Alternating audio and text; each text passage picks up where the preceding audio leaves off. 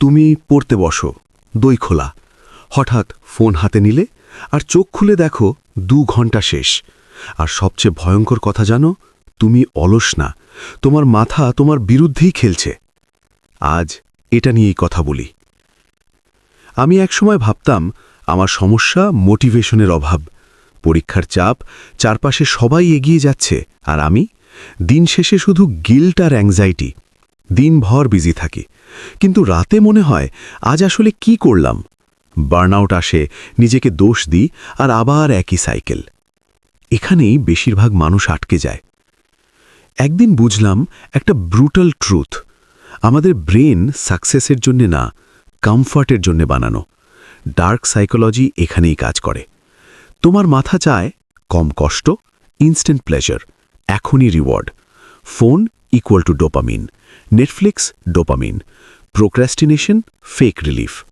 পড়াশোনা, gym, future planning, এগুলোতে reward দেরিতে আসে আর ব্রেন এটা একদম পছন্দ করে না। তাই তুমি বারবার প্রোক্রাস্টিনেট করো। এটা তোমার দোষ না, এটা হিউম্যান বিহেভিয়ার। কিন্তু এখানে টুইস্ট আছে। যদি ব্রেন গেম খেলতে চায়, তাহলে আমাদেরও গেম খেলতে হবে। আমি আগে ভাবতাম আমাকে ডিসিপ্লিনড হতে হবে। ভুল। ডিসিপ্লিন আসে না আগে, সিস্টেম আসে আগে। ডার্ক সাইকোলজি রুল নাম্বার 1, তোমার এনভায়রনমেন্ট তোমার ডিসিশন নেয়। যদি ফোন পাশে থাকে, তুমি স্ট্রং হলেও হারবে। আমি শিখেছি হার্ড ওয়ে। এখন শোনো প্র্যাকটিক্যাল জিনিস। স্টেপ 1, ফোনকে এনিমি না বানাও, ট্র্যাপ বানাও। আমি কি করি জানো? পড়তে বসার আগে ফোন সাইলেন্ট, ফোন টেবিলের নিচে, স্ক্রিন ডাউন। কারণ চোখে না দেখলে ব্রেন শান্ত থাকে। সাইকোলজি বলে out of sight equal to out of mind. আজই ট্রাই করো। Step 2, 5 minute rule, dark but powerful. নিজেকে বলো না আজ 3 ঘন্টা পড়ব, বলবে শুধু 5 মিনিট। ব্রেন ভাবে ওকে, ইজি। 90% সময় 5 মিনিট 30 মিনিট হয়ে যায়, কারণ শুরুটাই সবচেয়ে কঠিন। মোস্ট পিপল এখানেই হারে। Step 3, identity shift. এইটা ডিপ। নিজেকে বলো না আমি পড়তে চেষ্টা করছি, বলবে আমি সেই মানুষ যে কাজ শেষ করে। ব্রেন আইডেন্টিটি প্রোটেক্ট করতে চায়। একবার নিজেকে ডিসিপ্লিনড মানুষ ভাবলে ডিসিশন বদলাতে শুরু করে। Dark psychology but works. এখানে একটা রিয়েল টক আছে। সময় ইকুয়াল টু টাকা, focus equal to skill, discipline equal to future freedom.